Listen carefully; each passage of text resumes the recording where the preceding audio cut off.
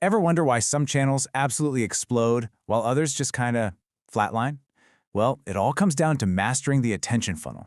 In this explainer, we are synthesizing massive data sets and insights from the absolute peak of the industry to help you level up. We're looking at hard data drawn from millions of uploads, top-tier analytics platforms, and creators who have figured out the precise mechanics of audience retention. Let's dive in. Here is our roadmap. We're going to cover winning the click, engineering video virality, bridging shorts and long form, engaging the community tab, and finally, perfecting your post time. All right, part 1, winning the click, and the actual data behind perfect thumbnails.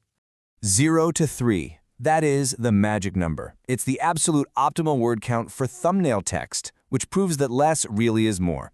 Think about it. Over 70% of viewing happens on mobile devices. When you try to cram a whole sentence into a tiny thumbnail, you're just creating cognitive friction. Viewers get overloaded and scroll right past. If your image can tell the story, let it do the heavy lifting. And get this, 921,000. That's how many more views a video gets just by featuring a human face.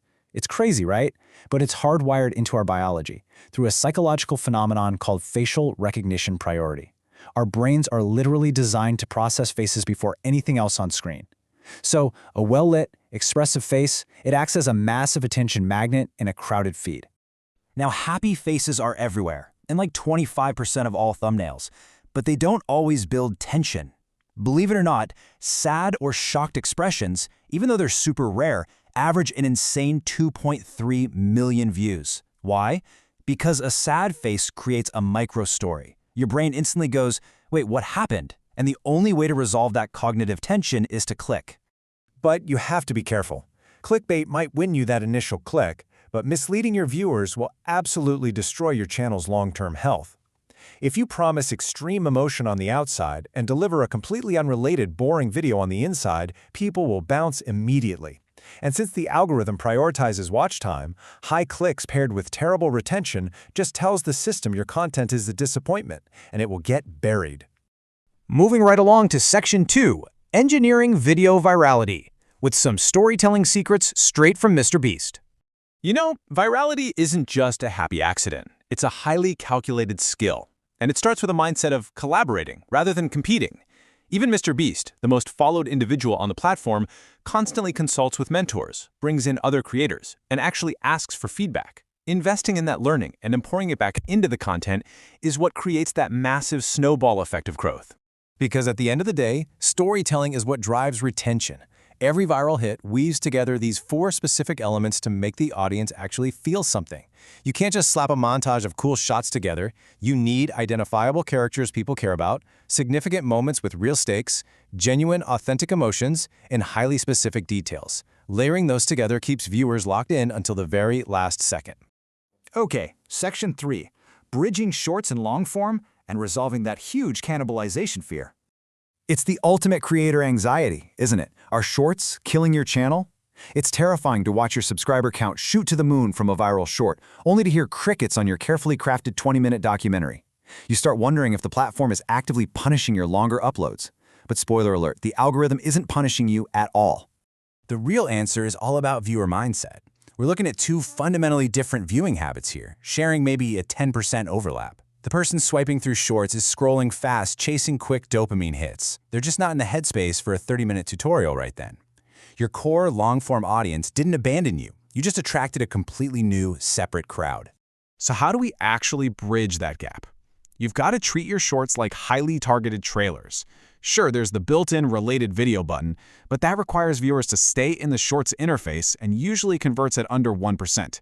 Instead, try pinning a direct link in the comments. That bumps conversion to 1 to 3%, giving a crystal clear path to the specific viewers who are actually hungry for the deep dive. All right, on to Section 4, Engaging the Community tab. This is your ultimate retention engine. By showing up consistently in your subscribers' feeds between your actual video uploads, you signal healthy activity to the algorithm and stay totally top of mind. Think about it. A video only holds their attention for maybe 10 minutes, but community posts put you in their feed daily. That consistent rhythm builds a real parasocial relationship, turning casual viewers into absolute superfans who will engage massively when you do drop long-form content. If you want guaranteed built-in demand, lean heavily into these specific formats. Polls are the absolute king here because the interaction cost is literally just a single tap. Plus, if you ask your audience what topic they want next, and then you actually make it, they feel directly invested in your success. Throw in some behind-the-scenes shots and teasers a day or two before launch, and you've essentially built a hype machine right on your channel. Finally, Section 5. Perfecting your post time. Using publishing data from over 1.8 million uploads.